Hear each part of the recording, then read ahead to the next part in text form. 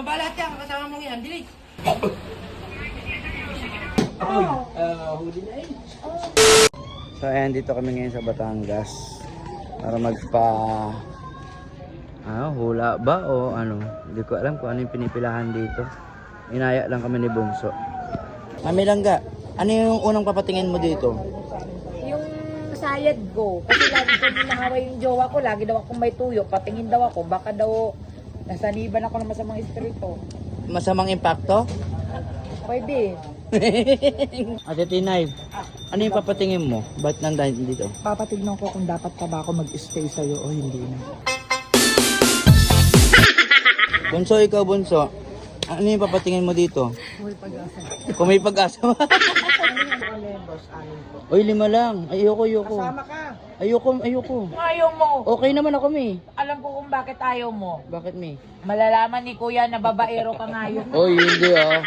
Oh, alam pati niya kung saan nakatirang babae mo, di punggol ka. Kaya ka natatakot Wala eh. siya. Ikaw na una, Ate Tinay. Nakabahan ka?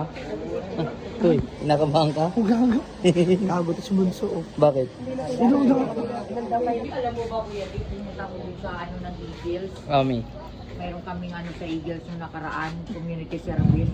Sabi sa akin ng doktor na matanda na, sabi niya, "Be, babae ka ba?" Ano sabi mo, Mi? Sabi ko, hindi po. Hindi ako nakipag-away kasi mukha akong bakla eh. O hindi, ang ganda mo, Mami.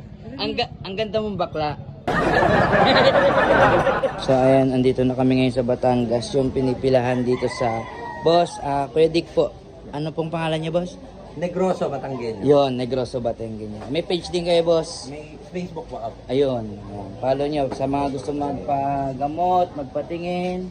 Dito lang yan sa Batangas. Ito lang sa ano, Kanda. Puro unong Kanda. Yan.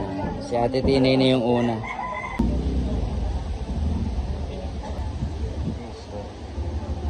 Magawa ang tao eh. May palipad hangin daw.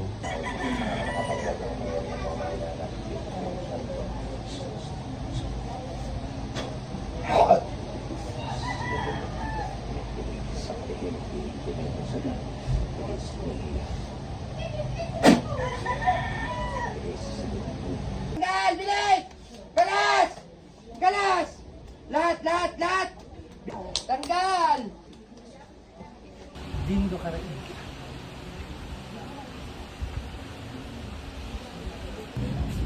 Walang ito eh. Wala namang kulam, walang danyo. Kaluluwa lang. May kaluluwa to. Bilis! Meron pa! Bilis, nasa likod! Bilis, sa likod! Galas! Dali!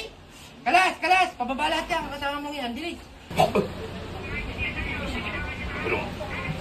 May nag-aalaga dito ng kapre oh. So ayan, pauwi na kami. Grabe, puro may sanib yung mga kasama ko. Si Dindo lang wala.